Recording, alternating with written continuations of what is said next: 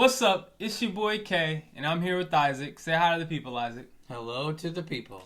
We are back with episode 3 of the Kay and Isaac podcast, Sports and Goal. We are drinking today Trippy Tales at Sun King, brewed right here in Indianapolis, and I guess according to this, Sarasota, Florida as well. Didn't know they were brewing in both locations, but it's a local beer, that's what we know. So it's a double IPA. Let's try it out. See what we think here. All right. Cheers. Cheers to you. to you, the fans. Ooh, that is good. Yeah. It's the first time I've ever had that. It's got a dog with 3 eyes on it. It must be the trippy part. Yeah, I like Sun King. I typically like their beers. It's pretty interesting taste to it. Yeah, Trippy Tales. Not bad. Not bad at all. All right, let's get into the game picks from last week. Yeah. Lots of great games that we had to discuss. We'll start with college football. We had number 14 BYU versus number 21 Arizona State. We both picked BYU. Yeah, they were supposed to win. And that is not what happened. We're actually going to talk about this game later because there were some interesting things happening at the very end of that game. But Arizona State wins 28-23. So pretty close game, but good for them. Yeah. That's going to help them out with the rankings for sure. Another big game, you had the undefeated ranked 19 Army. They were 9-0 against Notre Dame. I predicted they would lose by 30, and I was pretty darn close. Yep. Yeah, Notre Dame handled business. Yeah, we both picked Notre Dame. So Notre Dame won 49-14. Again, I think that threw Army out of the rankings, didn't it? I'm pretty sure it did. Yep. And they're very, that's the only thing I'm going to say about the game. When you have a team that's very one-dimensional and you have a very skilled team on the other side, there's not much you can do. No. I mean, Army is very one-dimensional. They run the ball, and Notre Dame stopped that early on, and what else can you do after that? Yep. And then the last game we were hoping would be better than what it was. Number 5, Indiana, who was 10-0 at the time, against Ohio State, number 2. I mean, I was hoping it'd be closer. I know. You know, I was hoping. I believed. Yeah. I believed in you Hoosiers, and you let me down. Yeah, I didn't believe in you. I picked Ohio State. Kay had IU, but you know, it kept them both in the running to stay in the playoffs. But IU had a great first drive, and then after that, it was done. They did absolutely nothing after that. I don't really know what happened, but Ohio State showed who they were. Yep. Yeah. NBA picks. Okay. Last Thursday we had Magic, who were 9-6, going up against the Lakers, who were 10-4. Both of us had the Lakers, and of course the Magic won by a point, 119-118. On Friday, we had the Mavs, who were 8-7, going up against the Nuggets. Now, I just want to say that we made this pick before we even knew Luka Doncic was going to be out. Yep, because I remember telling you I wanted to change my pick after I saw that he was going to be out. I stayed confident. I knew that the Mavericks were going to pull it out, which they did, 123-120. We both picked the Mavericks. One of us got really lucky. One of us knew what the deal was, so it's fun. And then next Friday, we had the Pacers going up against the Bucks in the in-season tournament. I'm covering them up. Both of us picked the Pacers to win. You know, that Hoosier pride runs deep, right? We shouldn't have. The Bucks whooped them 129-117. But you said it, though. The Pacers have had the Bucks' number for a long time. At least they did all of last year. Yep. I think they maybe lost to them a couple times. They're hitting a rough patch, man. Rough patch early in the season. You know, it's good to get all these kinks out early. You don't want to be a team that's hitting your stride early. Yeah, but you shouldn't be having kinks right now. You're basically the exact same team you were last year. What's the difference? It's early in the season. They got to get warmed up to things. Well, get it together, because I want to see some good basketball. Good grief. So that's in the end of NBA. NFL, we had the 49ers and Packers. Packers, we picked the 49ers. Now, I don't think we knew that Brock Purdy wasn't Nope, didn't know that. playing quarterback. And was McCaffrey back? I think he's still on like limited snaps. Yeah, so maybe he didn't even play that much. But the Packers killed them. Killed them. 38-10. So we were both wrong there. Cardinals at Seahawks. You had the Seahawks. I had Cardinals. Seahawks ended up winning 16-6. Sounds like a pretty boring game if you ask me. I didn't see any of it, but I did watch the Monday night game. So we had the Ravens at Chargers. Ooh, what a game it was. It was a good game. It was back and forth. I definitely give it to them. But you had the Ravens winning, and they did, 30-23. I picked the Chargers thinking they were going to get that home field advantage, and they ran it for the game, but just couldn't pull it off. Yeah. Lamar Jackson showed his stuff. The running offense of the Ravens, man, they're good. It's hard to stop. Only the Steelers can stop them, apparently. Yep. That gives us our record. Yep, go ahead. Go ahead, announce the record. Right now. Okay, right now. I'm 8-10. 10-8. All right, so up a couple games. Still almost, both of us are almost at breaking even at 500. But we'll keep you updated as we go. Yep. Okay, so we are going to go ahead and start getting into some football. All right. First topic that I would like to talk about is what is going on with the Giants. You know, they've made a lot of mistakes just in this past year. I mean, to start off with, they let go Saquon Barkley. Yep. He's having a phenomenal year. Let him go to the Eagles, which I'll talk a little bit more about later on, but let him go to their rivals in the division, the Eagles. And now they're letting go of Daniel Jones, who they had signed back in 2023. They signed him to a 4-year, $160 million extension. I mean, that's them, along with that and letting go of Saquon Barkley, that's them selling out on this dude, Daniel Jones, saying, you are going to be our guy going forward. And a year and a half into it, now they're like, nope, never mind, we're letting you go. Sadly for Daniel Jones, none of that money was guaranteed. He needs a new agent. Get yourself a new agent, Jones, if you're watching this. I think the only stipulation he had was if he were to get hurt, there would be like $20 million guaranteed or something. But he didn't. He didn't get hurt, and they let him go. The Giants will eat that cap hit, so they can't use that money to go sign on to other players, but they do not have to pay Daniel Jones that money. Daniel Jones, actually, we researched this right before the podcast, found out that he signed with the practice squad of the Vikings. Now, the Vikings, right now, they have Sam Darnold starting for him. He's been doing a great job. Yeah. I mean, the Vikings are, I think, 9-2. They're doing great. And no reason to change. Not only that, remember that they drafted the rookie J.J. McCarthy out of Michigan. And he's been hurt all year. So I don't see any long-term potential with Daniel Jones over with the Vikings. They're on the practice squad, which means that any team in the NFL, if they have a quarterback go down within the next 3 weeks, they have the ability to go and sign him before the trade deadline, basically steal him from the practice squad. But the Vikings are not a team that I saw him going to. I thought there would be a team that would probably pick him up and try to utilize him this year, but it seems like everyone's pretty set in who their quarterback is. Yeah. And in all honesty, I mean, Daniel Jones played 6 seasons with the Giants, okay? In that 6 seasons, 22-44-1 record. So he's losing over a third of the games. Now, obviously, that's the whole Giants squad. It's not all on him. But he had a 70 touchdown to 47 interception ratio. It's not bad. 47 interceptions, though. I mean, that's a lot. But it's a lot. It is. I give him it's less than 10 if you're quickly doing the math. And 70 seems kind of low. Yeah, 70 touchdowns. That's a little over 10 touchdowns this season. 47 interceptions is probably like 8 interceptions a year.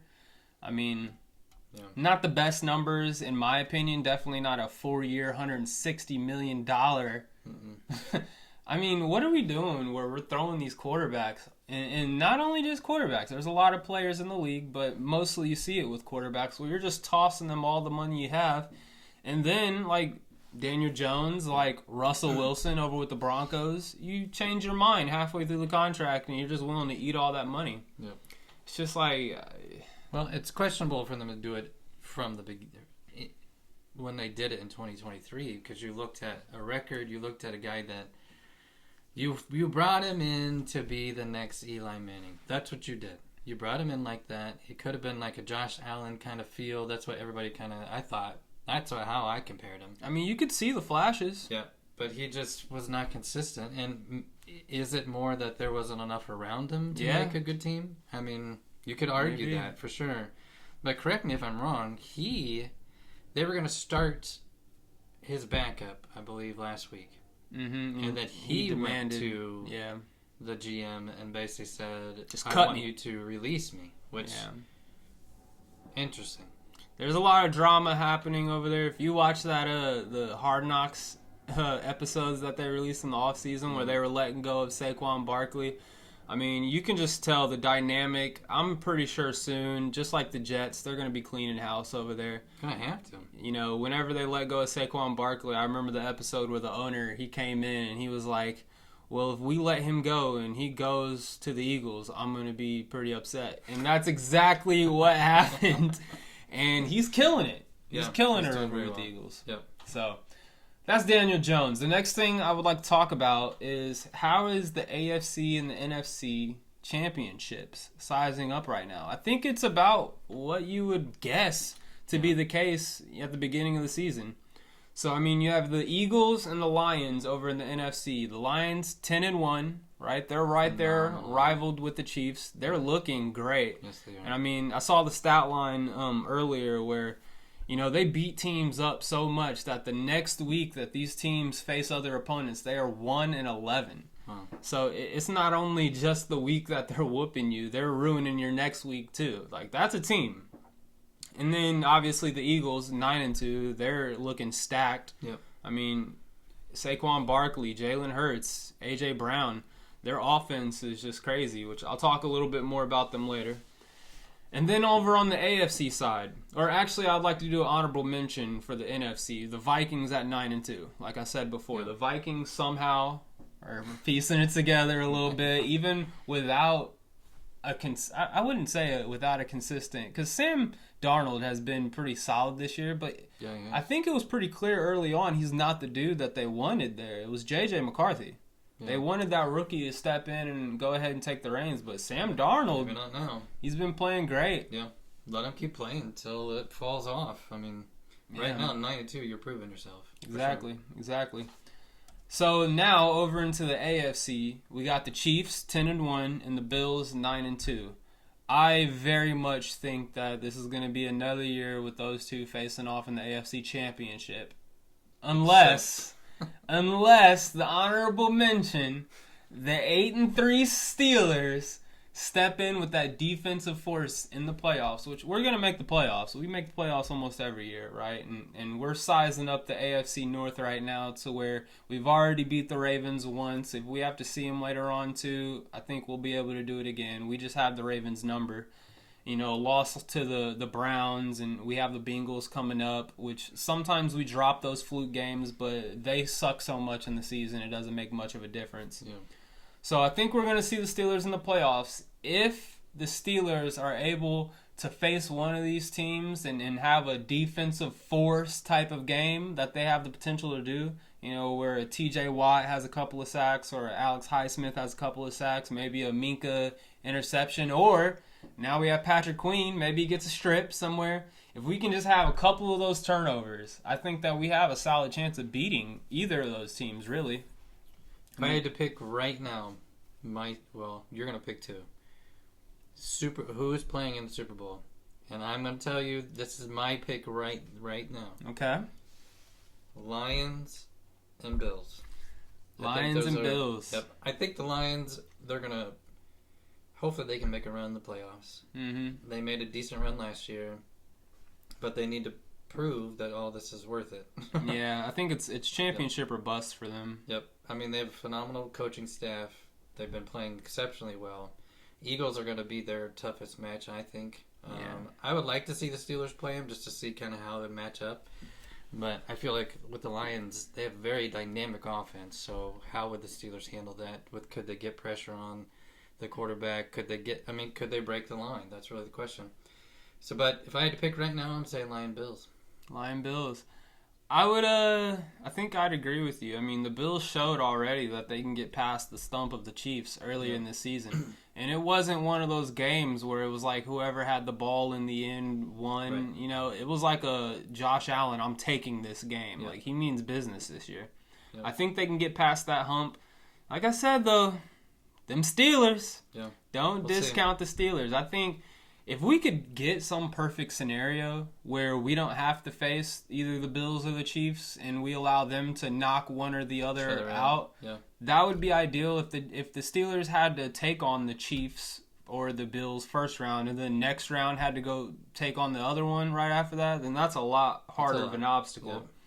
But I think the Steelers have a chance. And over there in the NFC, I mean, look, the Lions are dynamic, and their X's and O's are beautiful. Their offensive line is beautiful.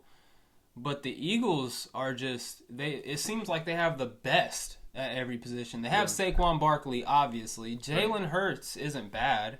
And then you got A.J. Brown over on the outside, he's a very hard guard for anybody. Yep. So, I mean, it's definitely between those two. I mean, I don't see the Vikings making any dents in the playoffs. I think it's going to be the Eagles and the Lions taking each other out in the NFC Championship for sure. I mean, they've got about 5-6 games left. Everybody does. So, still a decent amount of the season left to figure out, can people stay healthy? What's going to happen? You know, how are they going to handle certain teams? So, still a decent amount of season left. But, I mean, just with the way they're playing now, it looks pretty prominent that those 4 teams will be leading the rush anyway. I mean, my final thought on it, I think the Eagles and the Lions match up so well, but the one thing that stands out to me, you know, everything in my opinion is pretty equal. With that double-headed monster at running back with the Lions and Saquon Barkley, they kind of cancel each other out. With Amon St. Brown at wide receiver and A.J. Brown at wide receiver, they cancel each other out. Jared Goff and Jalen Hurts. Jalen Hurts can run. Sure. And not only can he run, they have a very signature play that gets them out of tight situations. Those 3rd and shorts, those 4th and shorts, the tush push. Yep, that's true. And so I think that's a type of game where it could come down to a play like that. Yep. And they'll do it. I mean, They I don't will. think their coaching staff won't have any concerns of going with a 4th and 1. Mm-hmm. Okay, so the final thing I'd like to talk about with the NFL. All right, we've already discussed this to a degree, but I just want to ask you, is running the ball back to relevance, back to importance in the NFL currently? Because there was a long time, especially like those late Peyton Manning years, the Tom Brady, the Aaron Rodgers, where it was like normal for a quarterback to drop back and pass it 30 to 40 times in a game. And the running back maybe gets 10 to 15 touches. So I just want to read this off. Saquon Barkley leads the league currently with 1,392 yards. He plays for the 9-2 Eagles. Yep. So we just talked about them. We're talking about them going to the NFC Championship. Second in the league is Derrick Henry. Derrick Henry is right there behind him with 1,325 yards. He plays for the 8-4 Ravens, which I know the Steelers are on top in that division, but they're right there. They can still easily make the playoffs. There's been multiple years where 2 AFC North teams do make the playoffs. Yep. Third is Josh Jacobs with 994 yards. So significant jump down. There's almost 300 yards difference, a little over 300 yards. But he plays for the 8-3 Packers. At 3, you know, those are winning teams. Packers are still in the race to be able to win their division, possibly. I mean, I know they got the Lions up there, but they're right there.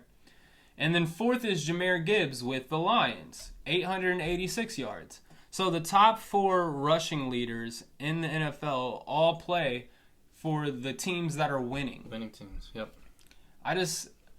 You know, a lot of times in the past, we would look at the running stats and we would say, you know, if a player like Derrick Henry has 1,300 yards, it was for the Tennessee Titans, and it's because they weren't winning that much. They hand him the ball 30 yards in a game because they don't have a passing attack. 30 times, yeah. I do want to point out that all of these teams, they have great quarterbacks right there paired with them.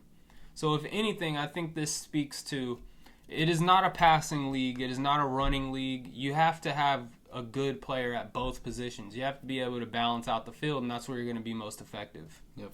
Now, my thoughts are, though, I feel like there's several teams that are trying to do this, and there's several teams that are doing it very well, to where you have a dual threat at the quarterback and the running back. Yeah. So you have a quarterback that can be mobile, that can run, that can get yards for you, pick up, the 4th and 3 or 3rd and 2, whatever it is.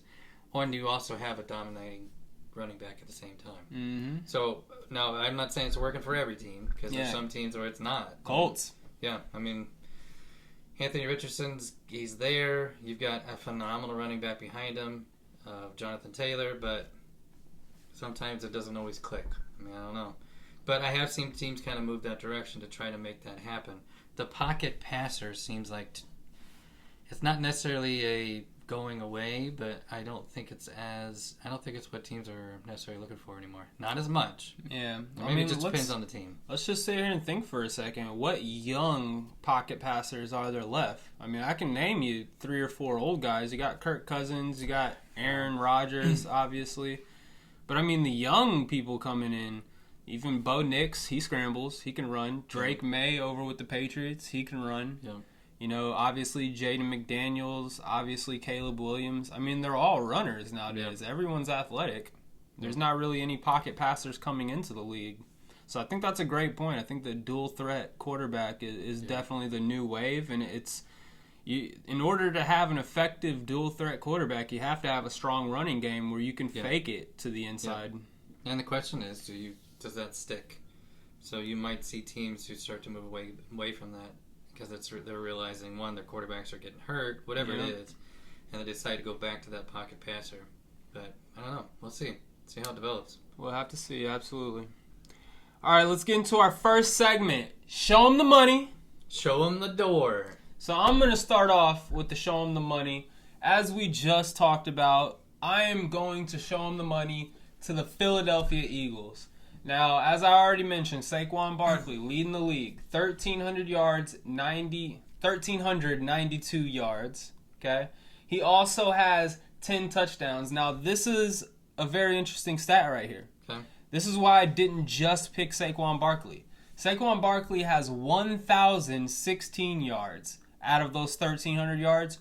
That is before contact. That means he's running for over 1,000 yards without being touched. That's incredible. That shows you that the Eagles' offensive line has been dominating the teams that they're facing. And you're jumping over people. Yeah, and hurdles. I guess there's no contact in that. But also, want to mention Jalen Hurts. He's averaging 216 passing yards, which, I mean, it's not the best we've ever seen, but if you're going to have a good running game, you're not going to be able to pass it as much. Yep.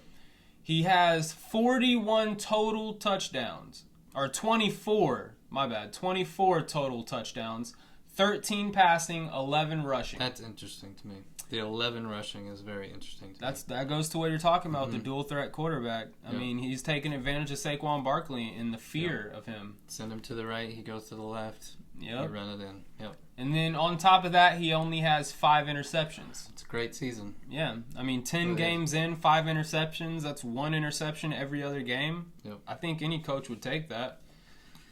Besides Jalen Hurts and Saquon Barkley, I would like to mention the 2 wide receivers for the Eagles. Now, A.J. Brown is averaging 90 yards a game and has 4 touchdowns, while Devontae Smith is averaging 57 yards a game with 4 touchdowns.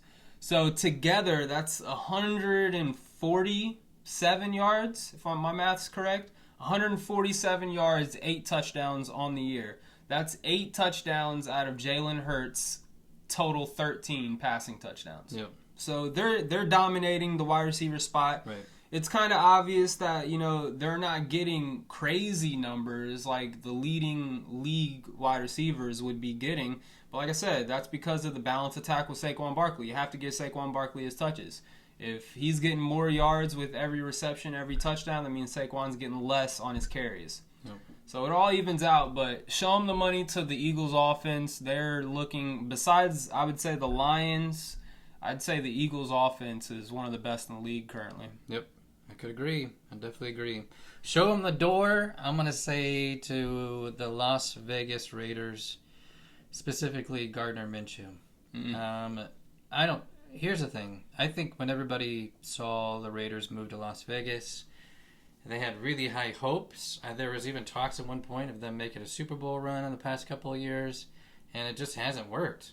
And I can't necessarily pinpoint the exact reason, but they have not looked good. No. And unfortunately, I mean, Gardner Minshew almost took a beat-up Colts last year to the playoffs. We were one pass away from getting to the playoffs, and he had a great year. I mean, with us. I think we all appreciated him. We actually kind of sad to see him go. Now we have Flacco, so maybe you can make an argument there that there might be a better change, but it's just not working. So I just found out this today. They might have decided this earlier, but Aiden O'Connell is actually going to start against the Chiefs on Friday. Yeah. When they play against each other. So, they're not even going to keep with Minshew. Minshew's had 9 TDs, 10 interceptions. He actually has a higher completion rating than he did with the Colts, but it's just not. There's something not connecting. I mean, the only 2 games they have won all year is against the Ravens for some reason, which is, I'm sure that will probably never happen again, at least not this year, and the Browns, that's nothing to write home about. So it's not an easy season the rest of the season. I mean, they might as well chalk this one up, but they got the Chiefs still, the Bucks still, the Saints, the Chargers. I mean, you're talking about that's a tough road ahead. But I don't know. I think I'm just disappointed. I mean, I was hoping. I'm not a Raiders fan, but I was hoping good things for them because they haven't had anything good for since like the 80s. Yeah, I think they really showed their hand per se for this year, especially when they let go of Jacobs and let him go to the Packers, and then this season when they let go of Devontae Adams. Mm-hmm. I mean, it's kind of like, what do you think's going to happen? Yeah. They're not going to finish the season pretty. They're going to get a high draft pick, and there's a lot of speculation on who that draft pick could be. It could be one of them boys from out in Colorado. So that could be an immediate change. It could be like a Caleb Williams situation where they step into a losing program and they need some time to get it back up and jumping. But just disappointing. I think we're hoping for better, but I don't know. Maybe they can pull it together next year because it's not going to be this year. I'll tell you that. Tell you that. Might sell that beautiful stadium that holds very little people in it. All right, it's a beautiful stadium. Let's get to the NBA. There's some interesting things to talk about. So last Saturday, Nuggets beat the Lakers. All right. I mean, there's nothing really huge, but interesting stat. The Nuggets outscored the Lakers in the second half 70-39. 70-39. I think at one point they had a 50-17 run in that entire game. That's huge. That is just a flop by the Lakers in some way. So Austin Reeves was actually the leader of the Lakers. He was the lead scorer with 19. James was right behind with 18 and Davis with 14. But you had Jokic at 34 and Porter at 24. Now, we had talked about the Nuggets before. It seemed like they were struggling a little bit or just couldn't quite get their feet underneath them. They've won several games here recently. Are they back on track? That's the question. I think any team with Jokic on it, man, you can never truly count him out. Jokic almost seems to me like that type of player who he almost kind of reminds me of like LeBron earlier. I would say in the sense of like he knows that he can take off some games and he'll be able to catch steam and catch right back up to the top of the pack. Yeah. And I almost felt like that's kind of how the beginning of the season started. Now, I'm not saying Jokic had bad games. He was still dropping triple-doubles, still getting the 30 points, the 40 points. But I think he's the type of player who knows how to get his team to start catching steam when they need to most. And so when you have players like Michael Porter Jr., like Jamal Murray, like Aaron Gordon, these are all players, and they've already won the championship. Right. I mean, I think they're all pretty much on track of being like, okay, we lost these last couple of games. No big deal. We're going to catch steam this next week. We're going to be right back on top. So, I think the Nuggets are going to still be right there at the top when the playoffs come around toward, later in the year. I think there's no way to get rid of them. It's not like they're going to be a play-in type of team. They're going to finish at least 4 or 5 over there. I mean, the West is getting really competitive. The Thunder, I feel like this is their year. We'll see. But the Nuggets are going to be right up there with them. Yep. So not playing championship basketball right now, but like you said, I agree with you. I think they'll be up there when the end of the season comes. And it's a long season. There's still a lot of games left. Yep. Speaking of which, an interesting basketball player. I actually really enjoy watching him play basketball. He doesn't necessarily play for the best team, which we're going to see here in just a second. LaMelo Ball, who has an annoying family and annoying dad, but he is an interesting guy. But I love watching him play. So just the other night, on Saturday, he had 50, which is his career best, against the Bucks. But listen to this. Against the Bucks? Against the Bucks. Oh, that's not bad. But you know what? They still lost. Oh. How do you score 50? Get your career best, and then your team still loses. So clearly you're running the game. Now here's the other part. Follows up. So this is on Saturday. Follows up with the game against the Magic on Monday. Scores 44. Magic. Okay. You know what happened? They lost. They lost again. Oh, no. They lost again. So I'm a fan. I'm a huge fan. Again, I love watching him play basketball. But I'm frustrated for him because he's right now just some easy stats. He's averaging 31 points a game, 5.1 rebounds, 6.9 assists. So he's trying to contribute to the team. It's not like he's going down and shooting 50 shots. But I mean, at this point, he's probably like, well, what else can I do? I have to deliver for this team. And I'm not sure he's getting much help. I mean, the team that they have around, in all honesty, I really don't know the Hornets roster line. I know they have Brandon Miller, who was like, I think the second or the third pick in the draft a couple years back. Let's look it up. I know they have, I think, Mark Williams as center, which he's another young guy. They're a young, developing team, and LaMelo Ball is the leader of the youngsters. He was drafted like 3 or 4 years ago. They've got some veterans, though. So LaMelo Ball, Miles Bridges, okay, Seth Curry, he should be leading the team. Seth Curry has been a backup for the past 5 years. Taj Gibson, Josh Green. Taj Gibson should be retired. Cody Martin. Okay, the twin. He's not bad. He's not as good as his brother Caleb, but Grant Williams, Mark Williams. Grant Williams he played decent for the Celtics. Man, they're paying him a lot of money. Yes, they are. That's why the Celtics got rid of him, because they wanted to spend that money on actually good players. Do you know how much money LaMelo Ball is making?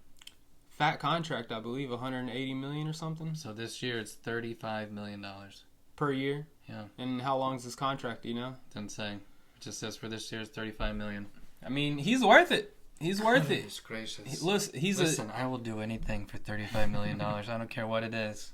Just pay me 1 year. I will do whatever. I will sit in the corner and cry for $35 million. Look, LaMelo is a 6'7" point guard who can shoot, who can finish at the rim, who can pass and distribute the ball, and who has decent defense. I'm not saying he's like an all defender, but it's good enough to guard at that position in the NBA. Yep. That's someone that you're willing to throw a solid contract towards, yep. And especially with him being so young. Yep. And it's for a team that doesn't have much else really going for him. And also, I mean, he's completely full of himself, but I understand it. He's at his age, and he's making that kind of money, and he's raised in that kind of family. But the question will be is how long is he going to take it? Will he be at some point like, I want to go play for a winning team? And then he opts out of the contract. It just depends, man. I think that LaMelo Ball has enough, I'd say, integrity within himself to try and build something over there with the Hornets. Okay. And like I said already, they're a young team. They got a lot of young people who can develop into something special. Yeah. I don't know how long his contract is, but, I think at least until when his contract is up, he might fish around a little bit unless they are already signing him into an extension, which if you're the Hornets, why would you let him go? Yeah. That would be just stupid of you. You should try everything you can to keep him. And there's something to being the face of a team. I mean, if you move to like a Nuggets or somebody like that, you're just a part of a team. You're not the face anymore. So I don't know. I mean, maybe that's appealing to him, but I mean, he's on track to be for his very first All-Star game, which means nothing. We talked about that last time. But it's still a good accolade for a young guy. He's pretty young. He hasn't been in the league for that long. There's a lot of promise. And the fact that he's doing all this with the team that he has right now, obviously, you know, if you look at every great player's career, they have games like this where they're dropping 50, dropping 60 or whatever, and typically it means the team around them isn't good. Yeah. And whenever you start having a solid team around you, that's when you become a little bit closer to average. Yep. But that means you're winning. Right. So hopefully, you know, these are great stats. What I want to see 3-4 years from now is him averaging that 30 points while still having a winning record and having other players around him with the averaging 15 and 20, 25, whatever. Yep. Last topic with the NBA. I thought this was interesting, and I just wanted to kind of get your thoughts on it. So the Hawks were fined $100,000 for sitting Trae Young during one of the NBA Cup games after finding out he was actually cleared to play. So here's what they said. They listed him on the injury report. This is from ESPN. This is the article. They listed him on the injury report the night as out because of tendonitis in his right Achilles. So I think that's fair. Atlanta ended up winning the game, so it didn't necessarily affect the game. But here's the league rule. Unless a team demonstrates an approved reason for a star player not to participate in a game, it must have the star players for all national television and NBA in-season tournament games. So it's a requirement. So unless you could prove that there is a reason, like you basically demonstrate an approved reason for a star player not to participate. So following an investigation, I don't know if the FBI was involved or what, including review by an independent physician, the NBA determined that the Hawks held Young out of a game that he could have played in under the medical standard in the policy. So the organization's conduct violated the policy, which is intended to promote participation in the NBA's regular season. What do you think? Here's my thoughts, okay? I actually have tendonitis myself. Tendonitis is simply a flare-up of inflammation in your joints or wherever it may be that you have the tendonitis. His Achilles, that sounds very painful. That sounds very dangerous. Mm-hmm. So here's the thing with tendonitis, though. It can flare up one day, but with a day of rest, a day of staying off your feet, the next day it could be closer to being fine. Okay. Now, I understand where the league's position is. You know, we had this conversation just the other day about Joel Embiid with him wanting to sit out in back-to-backs. Like, if you're getting paid that amount of money, you need to be playing. People want to watch you play. They pay to come see you. You are the star of the show. But with that being said, if you are a coach for a team and your goal is winning and you think that it is not in your team's best interest to play this player, whether it be because he has the tendonitis and he's going to be running a little bit slower, whether it be because there is a higher risk of him getting injured and you want him for next game, yada yada, or maybe it even be the fact that you know your team can handle this game without him being there. In my opinion, that should be up to the discretion of the coaches. I mean, think of it this way. What if you were a coach, right? And I know it's the NBA, there's a lot of politics involved, there's contracts involved. What if you're a coach and you're coaching a team like the Hawks with Trae Young, but you also have all these other players, and at practice, Trae Young gives you lip. Trae Young gets on your bad side. Okay. And all of a sudden you decide, you know what, you're not starting next game. You're not even going to play. You keep acting this way. And so you sit him down. If this is in a high school sense, you look at that coach and you're like, oh, you're a great coach. You know, don't let that stand. You're not going to let him walk all over you. With these same type of rules, what the NBA is saying, we don't care what your relationship is. This is a televised game. The fans love him. He plays. Like, at what point are you taking power away from the coach? The coach should be able to decide how his team is run, and that involves whether it's risk of injury, whether the player is uncomfortable and you don't think he's going to be playing as well as he can. I mean, if it's a Joel Embiid case where it's the player telling the coaching staff, hey, I'm not playing back-to-backs. I'm going to be, tired afterward. That's different. That's different. But if the coaching staff is on board and they're saying, okay, we see where you're coming from. We can do this without you. We agree with you in this decision. This is both of our decisions. It should be handled a little bit different. Now, can they eat $100,000 fine for that? Of course they can. I mean, LaMelo got fined $100,000 just the other day for that he said no homo in a Yeah. post-game speech. I mean, the players just eat that. They're making millions and millions of dollars, and I just can't even imagine what the team is making. That $100,000, I don't think it would impact the next decision that they're going to make if that situation comes back up. But that's my thoughts on it. I don't think it's not the same as the Joel Embiid case. I think if he actually had tendonitis, it's hard to prove. Yeah. If you have tendonitis, all it is, like I said, it's inflammation. And if it's inflammation around your Achilles, it's different, you know? Yep.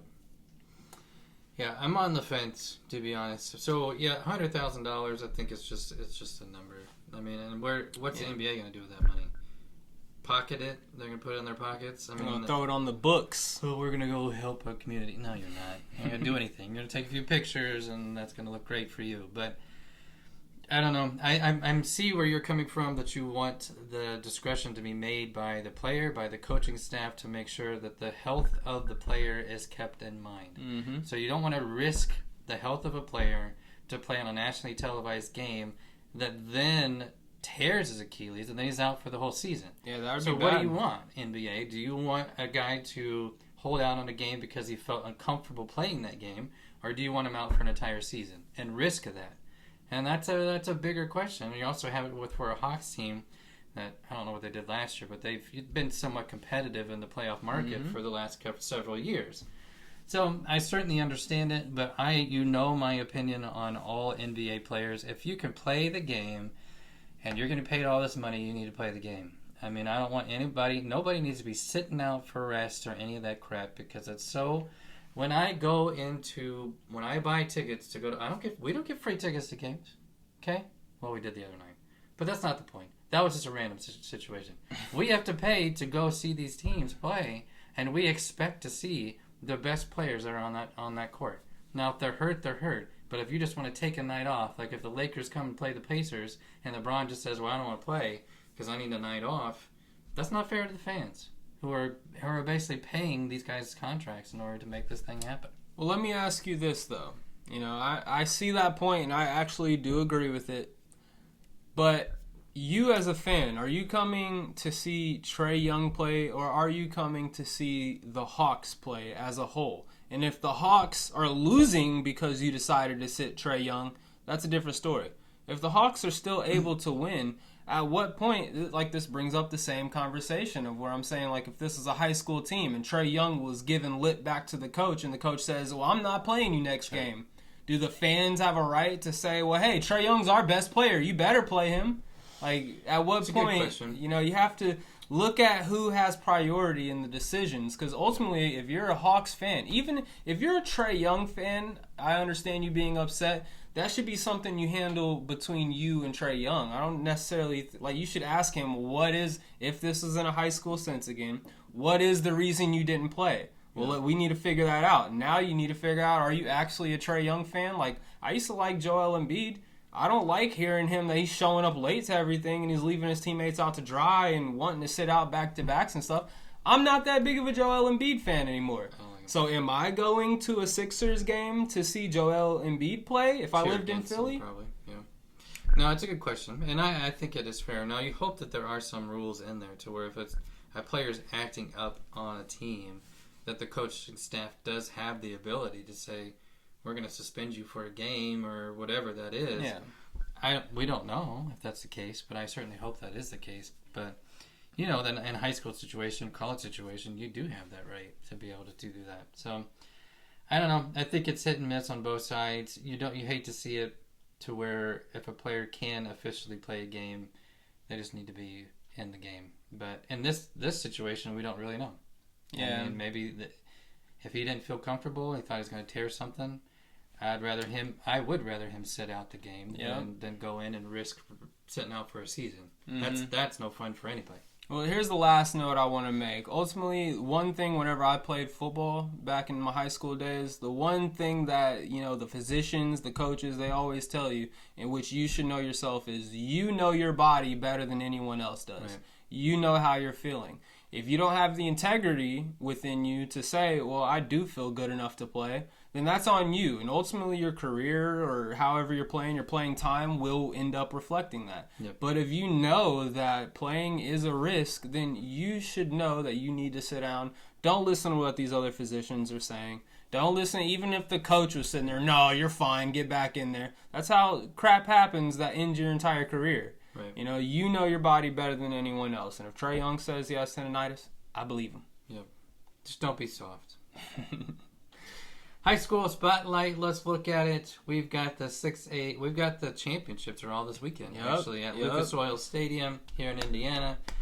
Very exciting. So 6A state championship. We got Westfield against Brownsburg. Yeah, Brownsburg. Good job, baby. Yep. Friday night. So that'll be fun. I love how they do it on Thanksgiving weekend. It always kind of lines up that way.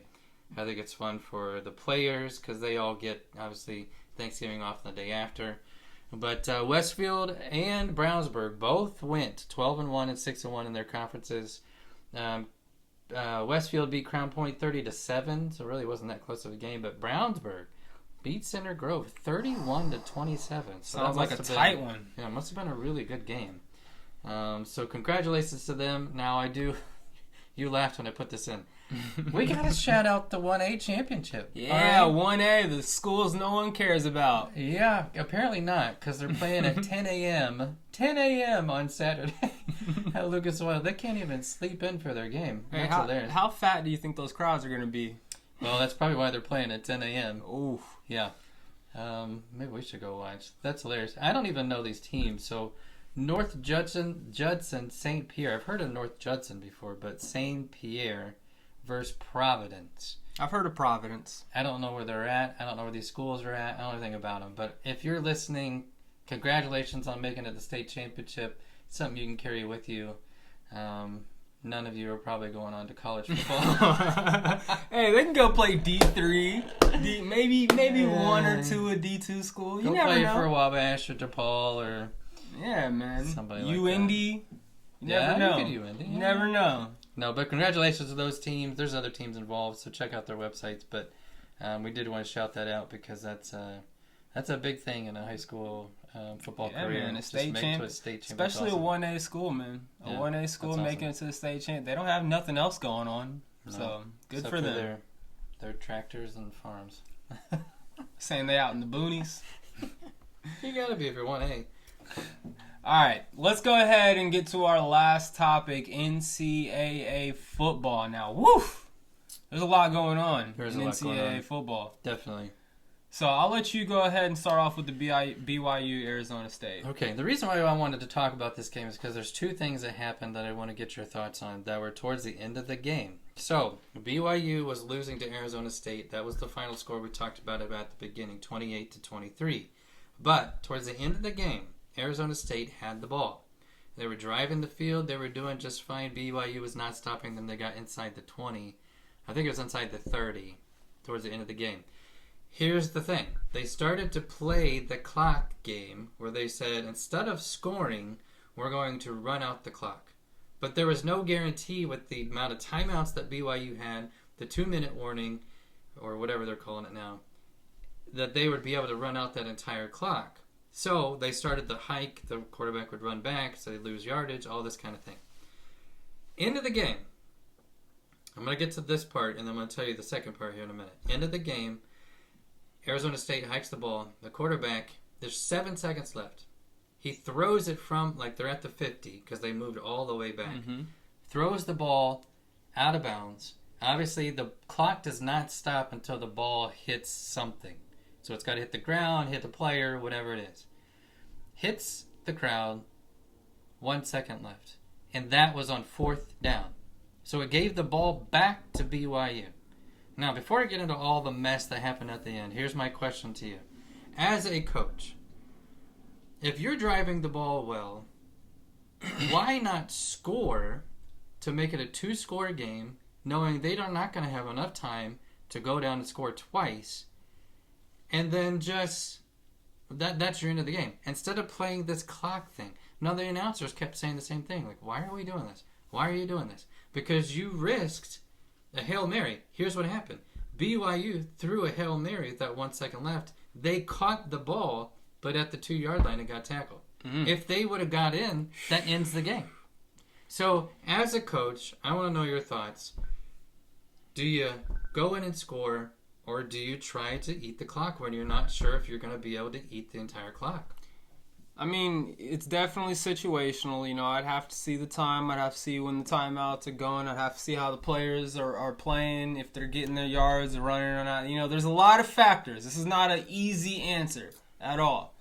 But in the simplified answer, yes, you 100% make it a 2-possession game before you sit there and try to run out the clock if you know that there's no ability to run out the full clock. Yeah. Now, if there was like one more first down that they could get before the 2-minute warning hits or something, you know, you keep acting as if you're going to score in telling your players go down as soon as you get the first down. You know, it's all situational. Yeah, I understand. But if you're in a situation where you're right there, let's say at goal line, you're at the 7-yard line, there's 2 minutes, 10 seconds left. So you know the other team has 3 timeouts and they have the 2-minute warning, and you have no more opportunities to get a first down. You best believe I'm going to run the ball the first play, going to run the ball the second play. Third and fourth play, I'm going to take what the defense gives me in order to score. Right. That'd be my game plan. You need to bump it up 2 possessions. Yep. Now, listen, I like to give people, you know, the benefit of the doubt. I don't. Being a head coach is a super hard decision, and ultimately, they still ended up winning. I mean, it was close, right? Yeah. It was close. And it didn't need to be. Yeah. Now, I certainly understand that when you're a coach and you're seeing, but if you're driving the ball well, like you said, which they were. Let me ask you this. Were they driving the ball well, still passing it? Was it running? They're running the ball. Yeah. Okay. So they're eating the clock. I understand.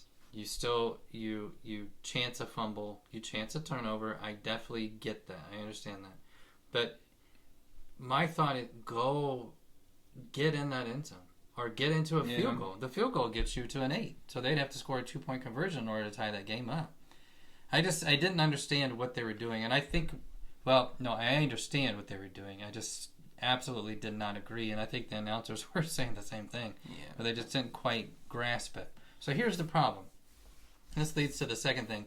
It's not really a problem, but when the quarterback for Arizona State grabbed the ball, 7 seconds left, instead of waiting an extra second or 2, he got it and then chucked it. Now, my opinion, you're still in the box. There was not a wide receiver close by. You could have easily called intentional grounding. I don't know why they didn't. I honestly don't. Because he threw it into the stands. Like, the crowd caught the ball. Now, when he threw it, the ball goes and it lands in the stands, and all Arizona State fans rushed the field because they thought the game was over. Yeah, I saw that. Yeah. So the refs like trying to wave everybody off and saying, no, wait. Like BYU don't leave the field. Arizona State don't leave the field because we need to look to see when this ball hit. The ref was checking the replay with 10,000 people on the field. On the field. And then he said, no, there's 1 second left. Arizona State's coach obviously loses it, which I understand. I get it. But then you have to they probably spent 20 to 30 minutes getting all of the students off of that field. And all of them went to the sidelines where the players were and then off to the back, standing in the area. Obviously, when they won again, they re-rushed the field. Yeah. But there's always been the question of even basketball games, football games, should they be storming the field? And even in this case, they actually lowered the goalposts before the game was over because they thought the game was over. They were afraid the students were going to steal it and rip it out of the ground. So they had to put them back up when they got to that 1 second. So I mean, here's the question here. How are you going to stop 10,000 students from rushing the field? Yeah. You know, Unless you just make it illegal to where you just can't do it anymore. Okay, making it illegal. Now what? 10,000 people rush the field. Do you think you have enough security to arrest 10,000 people? They obviously didn't. No. I mean, you don't have enough security to stop 10,000 people from getting onto the field. Listen, it's a tradition that I love seeing it if it's within time, if it's for good reason. You know, there's a lot of, I feel like rushing the field this season, it's like every other game, some team is rushing the field. It's like, okay, Like, you rush the field if you're like a Vanderbilt team that beats Alabama. Right. Like, I can see that. That's Right. Whoa, we never beat Alabama, and they beat one of the top dogs. I can see that situation. Yep. If you're a ranked team and you beat another ranked team, it's like, why are you rushing the field? Like, okay, it was a close competitive game. Okay, you maybe weren't supposed to win the game. It's not that crazy. Now, Yeah. Arizona State, BYU, I know it was a close game. It's kind of wild a little bit, but Arizona State is a team that's supposed to be making the playoffs Maybe. for the college team. Yeah. I mean, in the Well, new they're in brackets now, coming out, yeah. which we'll talk about here in a little bit. Yeah. But BYU was also a team that was up there. It's like, I wonder, back in the day, if a Georgia beat an Alabama, did they rush the field afterwards? I Like, don't know. that was a good game, sure. It doesn't mean you have to rush onto the field for it. We got to pick and choose our moments to rush the field. Otherwise, rushing the field's not going to mean as much. Yeah. Here's my opinion. Rush the field. Just do it. Go for it. Rush the court in basketball when you beat a big team. I mean, I got to think of... I didn't go to a college where if we won a game it even mattered. Most people didn't even go to the games. Yeah. But I think if I was going to an IU or an Ohio State or whatever, and you play a big team and you win, I don't know. I think that's a moment in a college student's life that they'll never forget. Well, I got one for you. Okay. When I was at Ball State took on Notre Dame.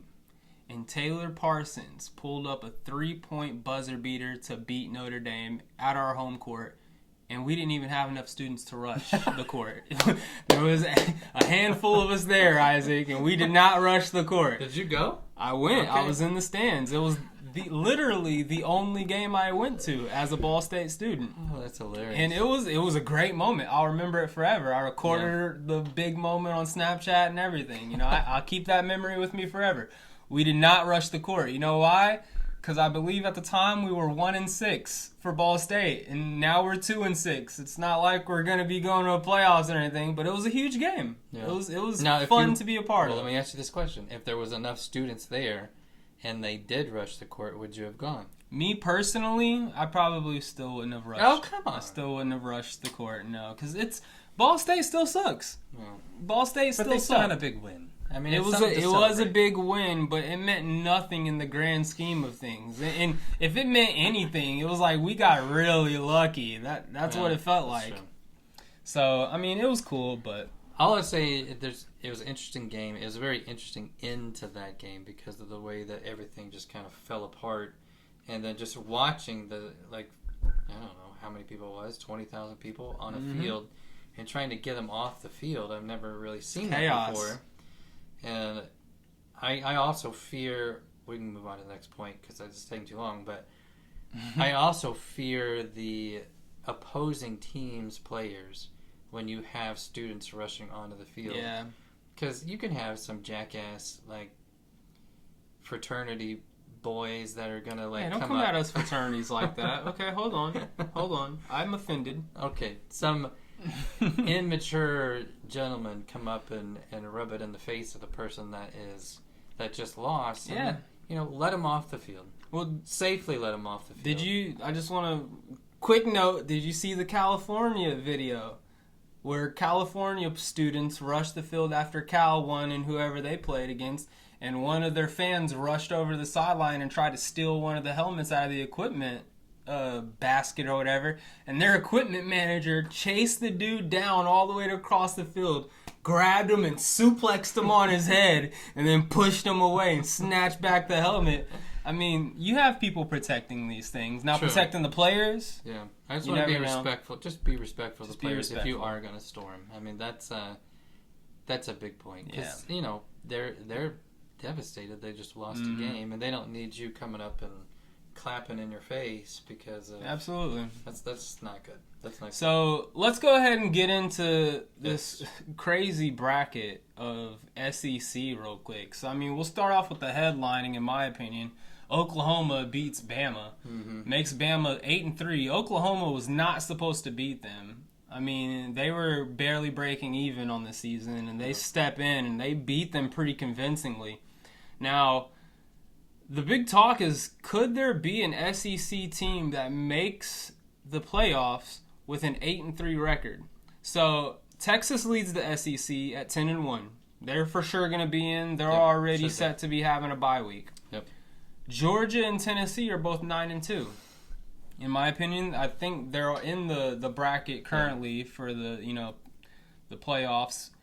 But they're in at 9-2. Finally, you have Texas A&M. You have South Carolina. You have Alabama. You have Ole Miss, and you have Missouri, all at 8-3. All of those teams, and I just want to do a note here. All of the losses for everyone, Texas, Georgia, Tennessee, and then the 5 teams that I just named at 8-3, all of them besides Texas A&M only lost to a team that was in the SEC already. Texas A&M, notably, lost to Notre Dame, who's also in the playoff bracket. Right. So all of these teams have lost to other teams that are worthy of already being in the playoff bracket. Sure. I'm going to kind of mix this with our third point of the NCAA. Like, how does that size up to teams like Arizona State, like Boise State, who are in the playoffs? And I know it's probably not going to be a popular opinion. Why is Boise State a team that we are talking about when it comes to the playoffs as being one of the teams with a bye week? Right. Not just barely squeaking in. Number 4. Like, IU is 10-1. They just lost to Ohio State, big team. Now, Boise State is also 10-1. They lost to Oregon, number 1.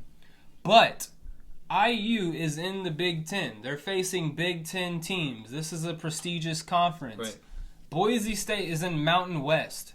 I mean, who do they play? San Jose State? Hawaii?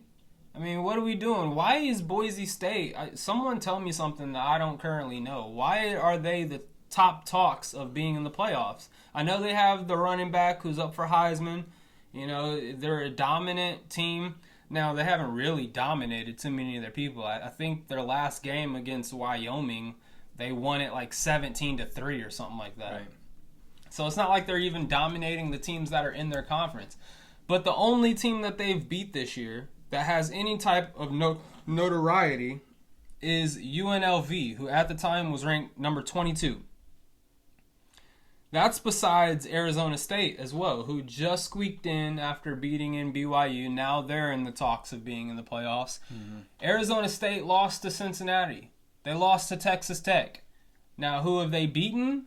They just beat number 19 BYU, and they also have beaten number 24 Kansas State. I mean, these are teams... I would take any of the SEC teams that I mentioned before against a Kansas State, against a BYU, against Arizona, against Boise State. I just don't necessarily understand. I can see them, being in the playoffs, but why are they already a team pushed to the bye week? Bye week, yeah. That's a good question. Here's my thing. I don't know how you fairly do this, and I'm just being completely honest, because... Yes, when they expanded it from 4 to 12, that did help because you got more teams in the playoffs. But what are you going to do? Expand it to 32 teams? I mean, at that point, it doesn't even matter. Like, you're not even really... You're making the season almost like it doesn't matter when you're doing stuff like that. So, I'm with you. I think there's teams that deserve to be in there. Now, obviously, we still have a couple games to go, so we don't know exactly what the bracket's going to look like. But yeah, I mean, Arizona State is about to take on Arizona, which last year they lost miserably to them. So Arizona State already could be pushed out. Right. But so again, I think there's teams that should be in. I don't know how you make it fair. I really don't. I mean, they made this automatic bid thing, but also based off the ranking as well. But even that's kind of confusing with how they do it. So I wish I had the exact answer, but. I mean, it's tough. I know it's tough, but at least team like Boise State, come on. Here's the thing, though. At least they're trying something. Because before, they just almost kind of guessed who was going to play in all these specific, bowl games, and then in the championship game. Like, you didn't really have a definitive reason why somebody was going in there. I mean, it was ranking. It was the top but then you 4 also teams. But then the championship games... A lot of them were lap-sided. I mean, people would get killed, and it wasn't fun to watch. I think it was... I mean, here's the thing. Here's the big idea behind all this, in all honesty. The SEC bracket is full of just killers. Yeah. 1 through 7 team in that conference is killers. And, you know, you could take the 7th best team in the SEC. If you threw them into the Mountain West Conference, that 8-3 record turns into a 11-0 record. Sure. And so, like, why are we punishing teams for being in such a prestigious conference? That's what this bracket almost feels like. Well, I are think, you speaking to more to maybe that we need to realign these conferences? I mean, not necessarily. Just realign the reasoning behind putting people into these playoffs. I think that even if you're 8-3, if your 3 losses came to teams who could easily be ranked top 20 in the NCAA football league, that should 100% be factored in. If you're a Boise State team who the only tough teams that you faced all year is Oregon and UNLV, and you lost to Oregon, you beat UNLV, why are you in past a Texas A&M team who lost to Notre Dame and then lost to 2 more SEC teams who are part of the top 10? You know. Well, you make the same argument with IU. I mean, IU's in the game. They lost to Ohio State. But they haven't faced a ranked team the entire season. Exactly. So, in my opinion, one of those SEC teams, the Texas A&M, South Carolina, Bama, Ole Miss, Missouri, I would much rather see them in the spot for IU. Right. But I would much rather see IU in the spot than Arizona State or Boise State because they are still in the Big Ten. Right. And the conference does hold prestige. I know Arizona State is in the Big 12, which there's some solid teams out there in the Big 12 as well. But the Mountain West Conference, I mean, come on. That's like the MAC Conference. That's like facing Ball State, Toledo, Eastern Michigan. I mean, because I understand they are a good team when you go and watch them, but you have to look at the competition they are facing, and it's not as good as an SEC team. So how could you justify? Think of it this way. I mean, Texas is in, Georgia's in, Tennessee is in currently. You have Missouri, Ole Miss, Bama, South Carolina, Texas A&M all on the cusp. Mm-hmm. Only one of them will probably get in if an 8-3 team gets in. Right. Can you really justify a Texas A&M or a Bama or an Ole Miss or a Missouri not getting in and a Boise State having a bye week? Right. Like, that just doesn't make sense to me. Yep. I guarantee you if they had Boise State in the regular season, Boise State would not be in the playoffs. Yep.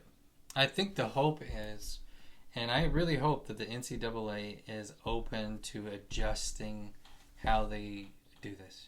Now, obviously they went from 4 to 12, so they have adjusted that part.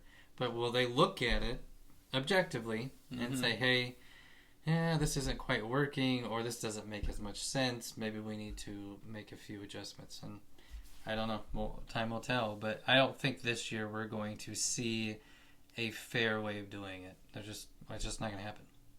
Well, ultimately, there's only going to be one team coming out on top. Yep. You know, there's only going to be, I talk all this crap about Boise State, but what happens if Boise State faces freaking Ohio State in the second round when their bye week comes up and they end up beating Ohio State? I don't think it's going to happen. Probably not. But it's a possibility. It's a possibility. So I don't want to mark them out yet, but this is the same instance that I believe we just saw with Army, the same instance that we just saw with IU, where a team is taking on all these teams that have no notoriety, and then they step in the ring with the big dog, and the big dog shows them why they're the big dog. Right. I think that's what Boise State's going to do in this playoffs. I think that's what kind of Arizona State's going to do too. I mean, they just beat BYU, but should BYU have been there in the first place? Sure. A lot of questions to be answered. Yep.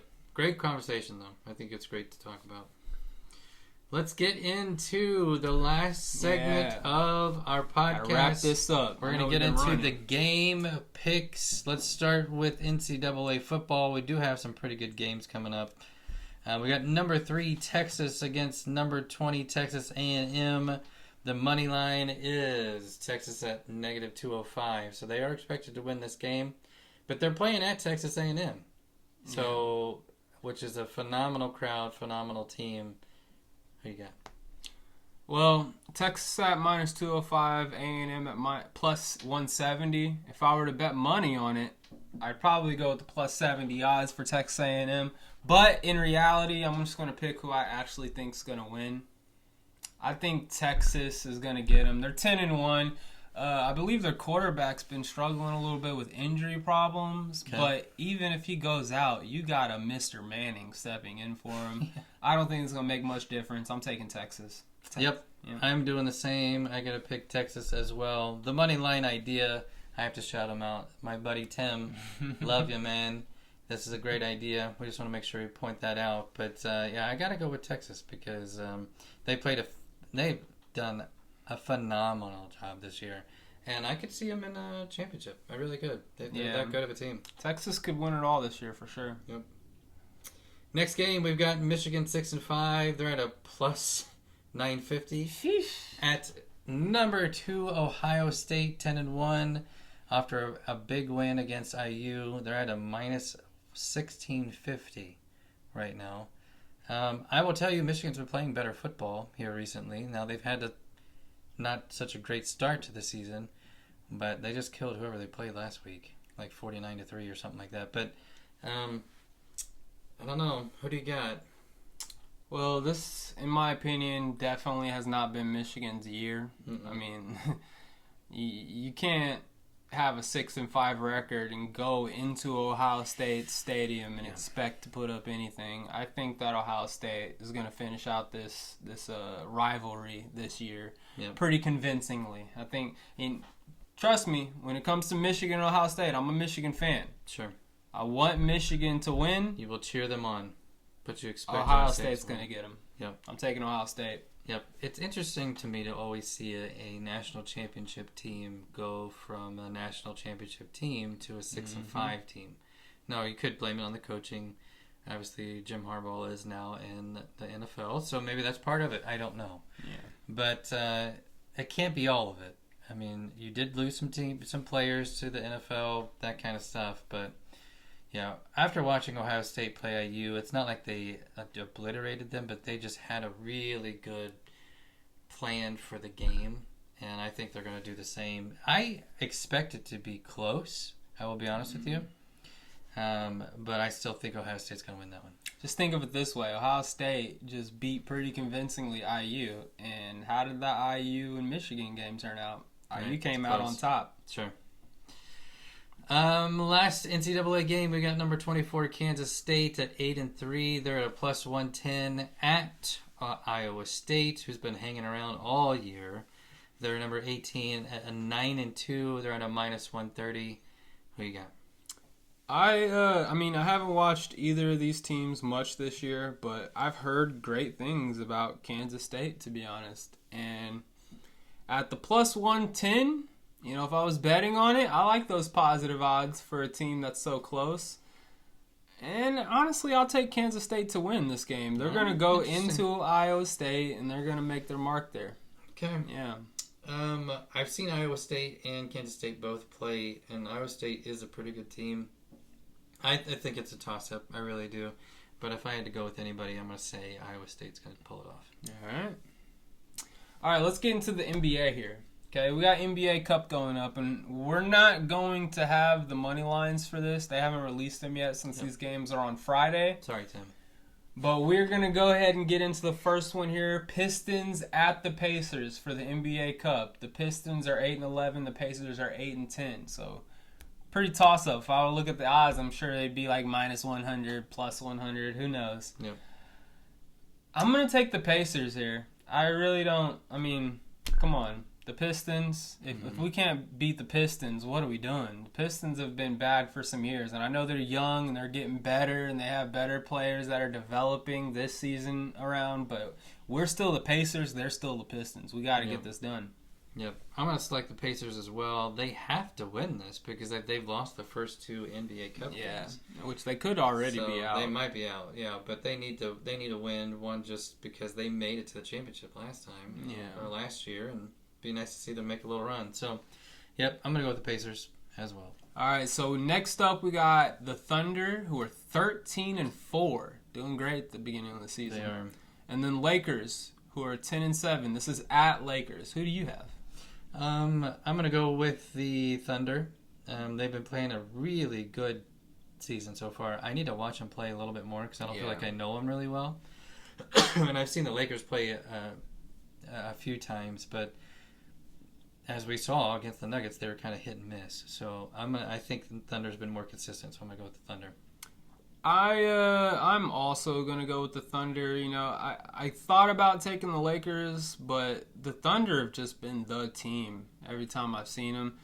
Now they are at Lakers. I must say it's close. LeBron is a huge matchup problem, Yeah. and with the wings that the Thunder have, they're both 6'5". They got Alex Caruso, they got Jalen Williams.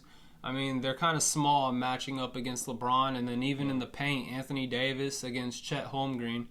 I mean, and Holmgren has had some injury problems here and there, so I don't know if he's playing, if he's not playing, but if he is playing and he's matched up against Anthony Davis, that's a significant strength advantage.